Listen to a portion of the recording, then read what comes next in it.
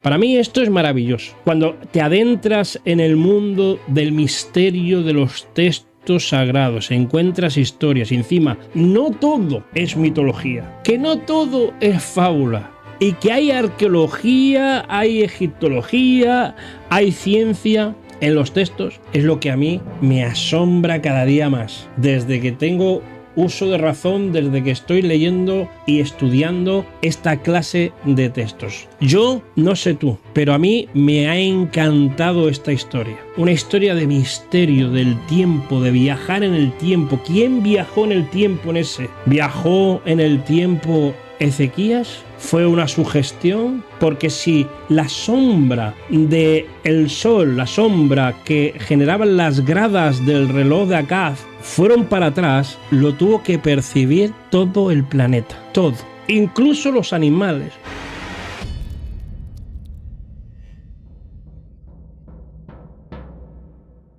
Taharka, de la dinastía 25, seguro que por algún sitio tiene que estar esta historia. Bueno, hemos comprobado que la historia de Taharka es correcta. Al menos Taharka de la dinastía 25 existió.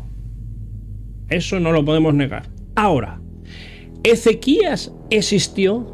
Bueno, os voy a intentar mostrar una imagen a ver si me sale. Vamos a cambiar un poquito aquí y os voy a mostrar una cosa.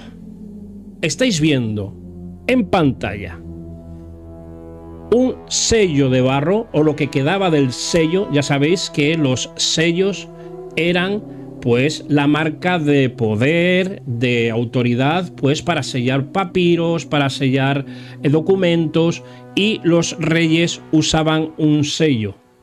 Y tenía no solamente los reyes, no solamente los faraones, porque si tú vas al tesoro de Tutankamón, del rey Tut, de Tutankamón, hay una sección, una vitrina que yo la vi en el Museo del Cairo. Ahora me imagino que estará en el nuevo museo, pero en el Museo del Cairo hace 2 años, de los sellos. Y sellos eran, pues eso, con eso sellaban. Y eso iba a misa, o sea, esos sellos iban a misa. Bueno, pues se encontró en el 2009, una arqueóloga en Jerusalén encontró los sellos de Ezequías, del rey Ezequías, hijo de Acaz. Y esto es muy significativo lo que os voy a decir, Acaz. Este sello que veis aquí, este sello es el sello del rey de Judá, Ezequías. Esto no lo digo yo, lo dicen los arqueólogos. Simplemente miren la iconografía. Miren la iconografía de este sello. Simplemente podéis reconocer, aunque sea un símbolo que no sea hebreo, uno. No estoy hablando de las letras porque están en hebreo, pero podéis al menos reconocer en esa imagen algún icono que no sea hebreo. La arqueología nos muestra que parte de la autoridad que tenían los reyes de Judá venían porque estaban supeditados por Egipto. Todos los reyes de Judá y de Israel, todos estaban bajo autoridad de Egipto. Al menos bajo la protección. Mirad, en esa imagen, a la derecha de ese otro icono que está justo en el centro, que es un sol con alas, eso En el único sitio que lo he visto en todos sitios, arqueológicamente, es en todos los templos egipcios. Todos. Lo que hay al lado del ala derecha, veis que es como un sol en medio, un ala derecha. La ala derecha tiene la izquierda, a la derecha se ven los rayitos. Ahí, a la derecha, tenéis un símbolo que parece una cruz, ¿verdad? Y un arito arriba. Ese símbolo es el símbolo de la vida. Ese símbolo se llama Ankh. Ankh. Ese símbolo es un símbolo que veréis en todas las estatuas, incluso en los sarcófagos, en muchos sitios en Egipto, donde aparecen los faraones en sus estatuas sosteniendo una vara con forma, con cabecita de burrito, ¿no? Que es como un cayado, y en la otra mano, o en la mano cogida desde el arito, ese símbolo que es el símbolo de la vida. Este rey Ezequías, su sello personal y de autoridad, tiene simbología egipcia, lo veas por donde lo veas. ¿Existió el rey Ezequías? Sí. ¿Existió Taharka? Sí, como hemos dicho en la historia que os he mencionado hace un momento. Ahora, ¿todo esto para qué? Todo esto que os estoy trayendo porque a mí me parece maravilloso, ¿verdad? Os lo puedo asegurar. Ojalá pudieseis sentir la emoción que yo tengo al hablar de esto, porque cuando te acercas y conjugas lectura, género literario, historia, arqueología, se forma una historia tremenda, pero ahí está. Eso lo tenéis en el segundo libro de Reyes, capítulo 18-19, y en el capítulo 20 de ese mismo libro aparece una historia que algo le pasa a Ezequías. Pero antes de eso, os voy a mostrar otra cosita. Vamos a ver si lo tengo por aquí. Este es el sello que se mostró en uno de los sellos que se mostró, que es el que os acabo de enseñar, pero así de pequeñito que es. Ese es el sello. Pues los arqueólogos cuando en el 2009 mostraron ese sello. Ese es. O sea, así de chiquitito es, ¿eh? No te creas que es grande. Porque yo os he enseñado este, pero es porque es una fotografía ampliada y está trazada para que podamos verla y leerla. Pero en sí es esta, ¿vale? Ese es el sello que aparece o que encontraron en el 2009. Encontraron muchos. Pero ahora os voy a hablar de otra cosa. Después de toda esta historia de cómo fue a ayudar Taharka, faraón de la dinastía 25, un faraón nubio cusita, era la dinastía de los faraones negros, y esto es algo que uno tiene que ver. ¿Por qué? Porque en Nubia, en Sudán, hoy en día Sudán, hay cientos de tumbas y de pirámides de faraones, de escribas, de sacerdotes, de gente pudiente, porque también aquello fue dominio de Egipto. Y también los nubios o los morenitos, los negritos, también fueron faraones, o al menos hubo una dinastía faraónica. Bien, después de todo esto, aparece una historia que le pasa a este Ezequías, que ya hemos mostrado de que fue un rey que existió en la historia y que, bueno, pues al menos Sennacherib también existió en la historia. Solamente tenéis que ver el cilindro de Sennacherib. Hay un montón de de pruebas arqueológicas sobre Sennacherib y el imperio asirio, que eso nadie lo pone en duda. Heródoto, hablé de Heródoto hace escasamente unos días atrás en un vídeo hablando del sincretismo religioso, y Heródoto dijo que la medida del tiempo, cómo se medía el tiempo, lo inventaron los babilonios. Pero la arqueología no recoge eso. La arqueología lo que recoge es que los egipcios fueron los primeros en medir el tiempo tanto de día como de noche. Por el día, por el sol, la sombra, ya lo sabéis, y por la noche, con el agua. Y esto no me lo invento yo, buscarlo por ahí si queréis.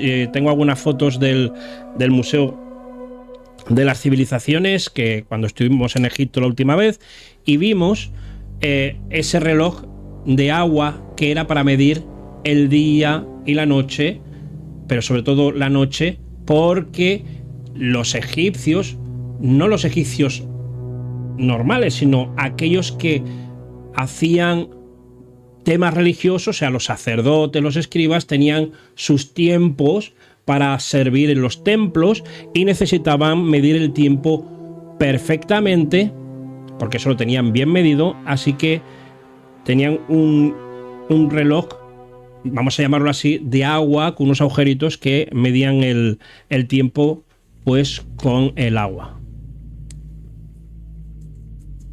Pero esto nos lleva a que ya toda esa zona, la influencia egipcia, volvemos a ir a la influencia egipcia, que yo mucho hablo del pueblo, sobre todo el pueblo hebreo, como no solamente la influencia en el sincretismo religioso, sino en todas sus formas, arte, incluso enterramientos y muchas cosas que copiaron o adquirieron de los egipcios. Y una de ellas era la medida de tiempo.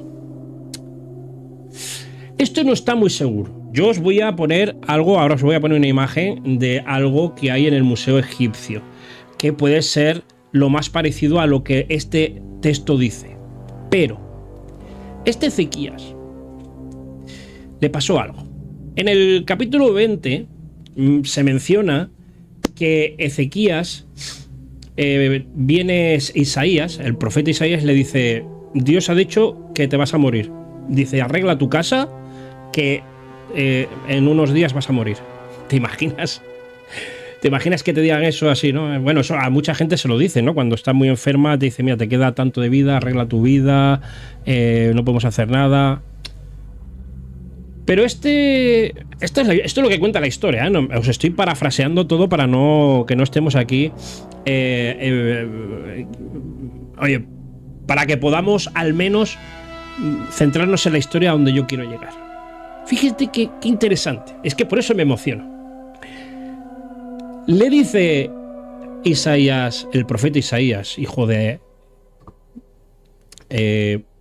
Acaz, le dice: es Ezequías, hijo de Acaz, que me equivoco, pero Isaías le dice: me ha dicho Dios que vas a morir, así que pon en orden tu día. Y Isaías no era un profeta de los que te decían algo y no ocurría, no, ya era un profeta bien curado, era ya un profeta que ya sabían que era profeta. Y lo que hoy vemos como profetas que dicen algo, dicen una profecía, no se cumple y no pasa nada, en aquella época ser profeta era que si te equivocabas, ¿entendéis, no? Así que este profeta no decía las cosas por decir, no estaba todo el puñetero día dando profecías, no. Sin embargo, la profecía que le dio a Ezequías era que te vas a morir.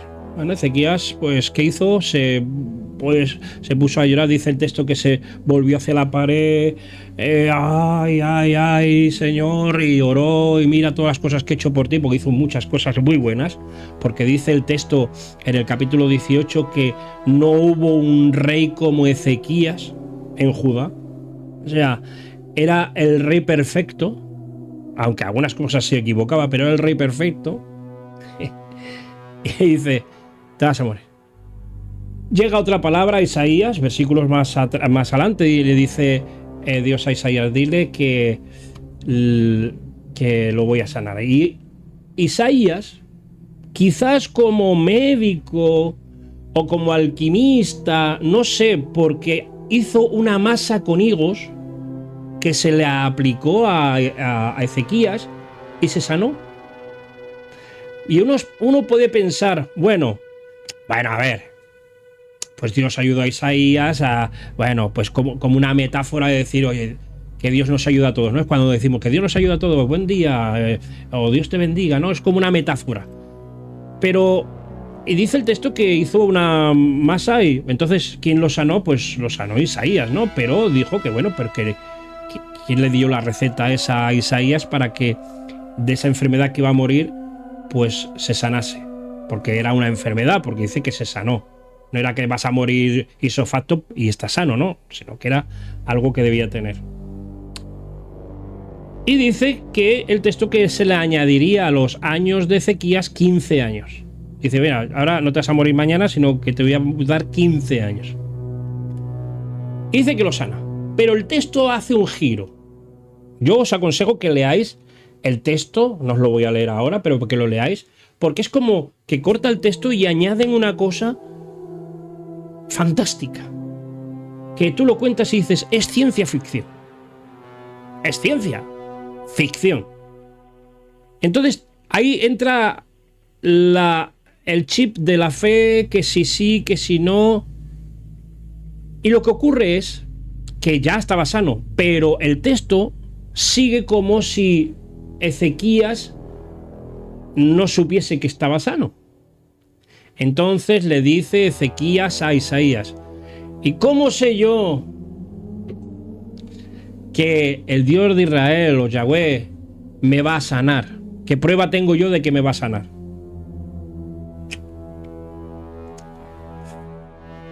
Entonces Isaías le dice, ¿acaso? Dice así Isaías, ¿acaso avanzará 10 gradas, no grados, 10 gradas la sombra, o retrocederá 10 grados la sombra? Es muy sencilla la pregunta. Le hace una pregunta a Ezequías y Ezequías dice, hombre, es obvio de que la sombra avanza. Quiero decir, si tú pones una sombra y el sol se mueve siempre igual, y la sombra, ya sabes que la sombra va hacia la derecha, ¿no? Hacia oriente. ¿Por qué? Porque siempre vas, si estás en el hemisferio norte, claro, y estás así, pam, pam, y lo ves, dice, hombre, es obvio de que la sombra avanza 10 grados.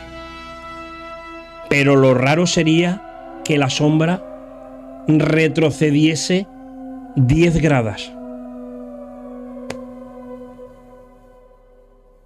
Por eso en el título he puesto el rey del tiempo. Ezequías, el rey del tiempo. En época faraónica, estamos hablando de épocas faraónicas, en épocas asirias. Porque dice el texto que entonces Ezequías estaba allí viendo las gradas de Acaz. Las gradas de Acaz, ¿qué son las gradas de Acaz? Acaz era su antepasado, el que estaba antes de rey de Judá. ¿Y qué gradas son esas? Algunos expertos mencionan que pueden ser las gradas de los zigurat babilónicos, pero estábamos en Jerusalén. ¿Cómo puede ser? Bueno, la arqueología no solamente demuestra, sino que pone, y os voy a poner una imagen. Es que esto es impresionante. Os voy a poner una imagen que esto no es que sea grande, esto es un objeto con gradas. Esto es para medir el tiempo. Son 10 gradas a la derecha, 10 gradas a la izquierda, porque eran 10 tiempos que tenían los egipcios para el tema de las oraciones eran 10 gradas. Y se medían con esto. El rey Ezequías dice, hombre, fácil 10 gradas. En algunas versiones bíblicas dice grados, pero en versiones, como por ejemplo la versión textual, en la tercera edición, por ejemplo, bíblica, aparece gradas. Esto es un instrumento, esto está en el Museo Egipcio, esto está en el Museo Egipcio del Cairo. A ver si cuando vaya ahora dentro de un mes, menos de un mes, un mes exactamente, porque el 4 de septiembre volamos ya para Egipto, así que falta un mes. Mire, a ver si lo veo en el museo, lo voy a preguntar a ver si lo puedo ir a ver y posiblemente pudiese ser este instrumento, eran gradas, y quizás lo tenía nada más que el rey o los sacerdotes, y le llamaban las gradas de acá. Puede ser otras cosas, puede ser unas escaleras, pero era un instrumento que medía el tiempo. La historia bíblica dice que eso, vuelvo a decir, todo lo que hemos leído antes, o lo que os he contado antes sobre el faraón Taharka, de la dinastía 25, faraón, de Sennacherib, asirio, del asedio a Jerusalén, todo eso son crónicas que lo puedes corroborar en varias fuentes, no solamente bíblicas, sino en varias fuentes. Ahora, aparece esta historia, os vuelvo a decir, se enferma y pide una señal de que va a ser sano y que va a vivir 15 años. Y la señal es, mira que le podía haber dicho, no, que aparezca un conejito en el cielo de forma de conejito y ahí ya está. O un arco iris o algo así, no sé. No, algo súper difícil. Súper difícil. Porque lo fácil es que la sombra haga lo que hace todos los días. Pero que la sombra retrase 10 gradas. Que son horas, son 10 horas. Cada grada era una hora. 10 horas. Esto, y dice el texto de que la sombra retrasó 10 gradas en el reloj, ahí os estoy dejando, de Acab. Posiblemente podía ser ese instrumento que estáis viendo ahora, porque había otras clases de instrumentos, pero el que se asemeja más a las gradas es este. Es increíble. ¿Ustedes creen que esta historia es ciencia ficción? Después de la crónica de todo lo que pasó, los embajadores, todos estos que os he contado, el rey Taharka, el rey negro, que ayudó a liberar del asedio al rey Ezequías, de Isaías, ¿ustedes creen que después de todo eso, que está corroborado del sello, que lo habéis visto, el sello de Ezequías, de cómo, aparte de que fue un rey que existió, de cómo estaba en conjunción con Egipto por la simbología que tiene en su sello?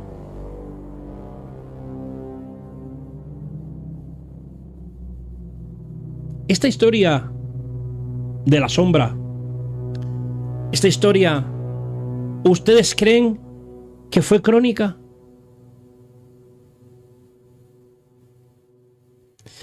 ¿Se podría manchar con un pedazo de mentira? No, sí, bueno, una pedazo de mentira, porque estamos hablando de un rey que existió, de un profeta que existió, de un faraón que existió, y meter ahí una historia surrealista.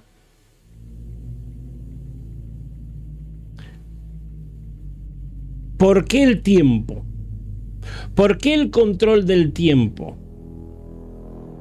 Mirad, los egipcios, os voy a leer esto, porque ya que me lo he imprimido os lo voy a leer.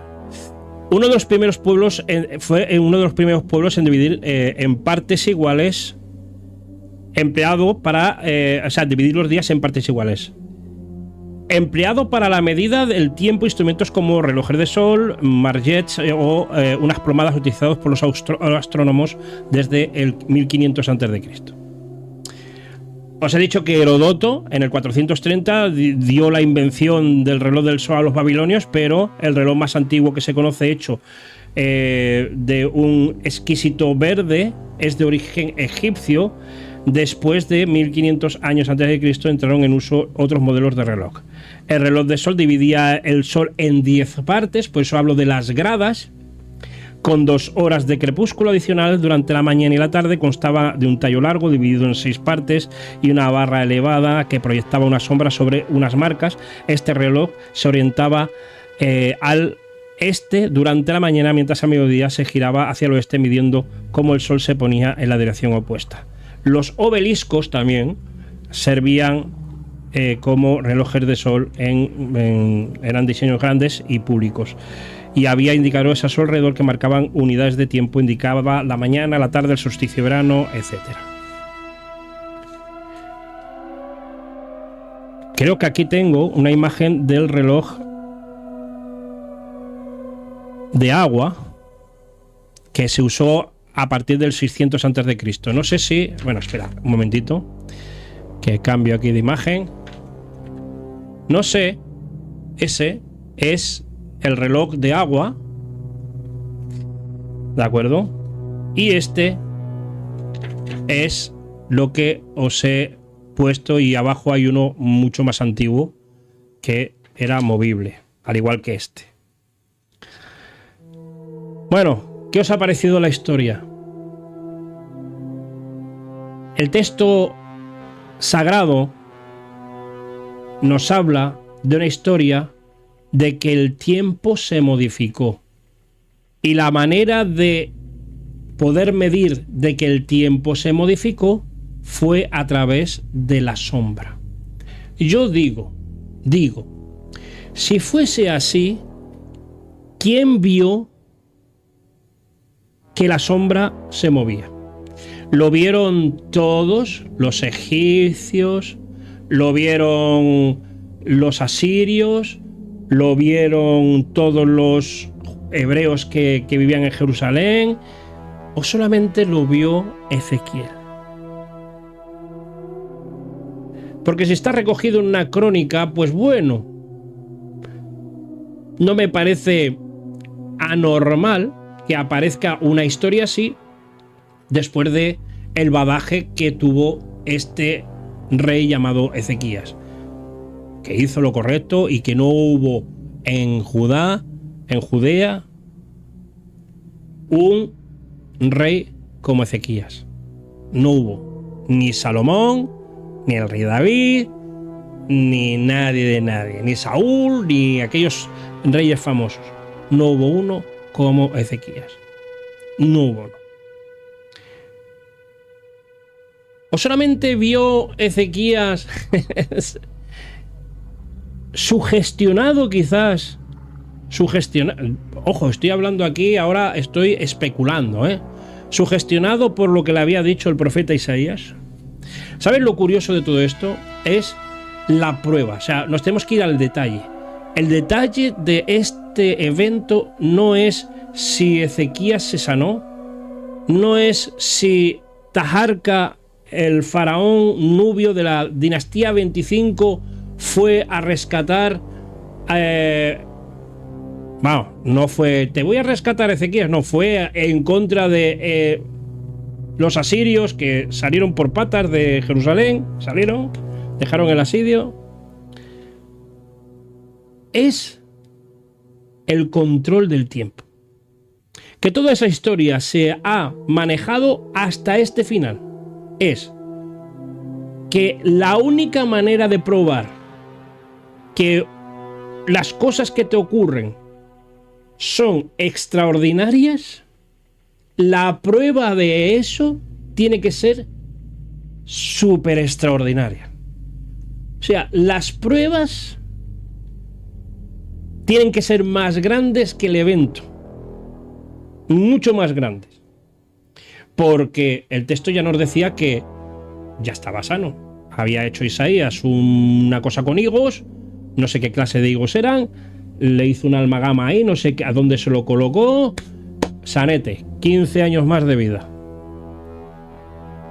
Pero la prueba de que iba a vivir 15 años tenía que ser más grande que la propia sanidad, que el propio vivir 15 años más, algo más grande. Y es el control del tiempo. El control del tiempo. Si tuviésemos el control porque creemos que tenemos el control del tiempo y no, estamos navegando en la ola del tiempo. Eso nadie puede decir que tú y yo estemos controlando el tiempo. No estamos administrando el tiempo que tenemos y sabemos que nosotros estamos viajando al futuro 1 minuto cada 60 segundos o 60 minutos cada hora o 365 días en un año. Estamos viajando, nunca atrás. Por eso la pregunta de Isaías a Ezequías, que era: ¿hacia dónde va a ir la sombra? ¿Hacia adelante o retrasará la sombra por donde ya ha pasado? A Ezequías, como listo, dice: hombre, hacia atrás. Y la sombra retrocedió. Para mí esto es maravilloso. Cuando te adentras en el mundo del misterio de los textos sagrados, encuentras historias, y encima que no todo es mitología, que no todo es fábula, y que hay arqueología, hay egiptología, hay ciencia en los textos, es lo que a mí me asombra cada día más.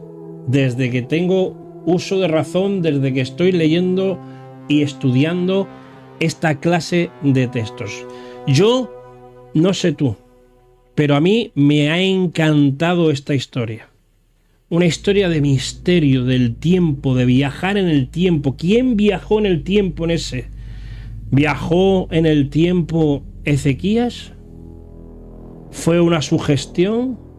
Porque si la sombra de el sol, la sombra que generaban las gradas del reloj de Acaz,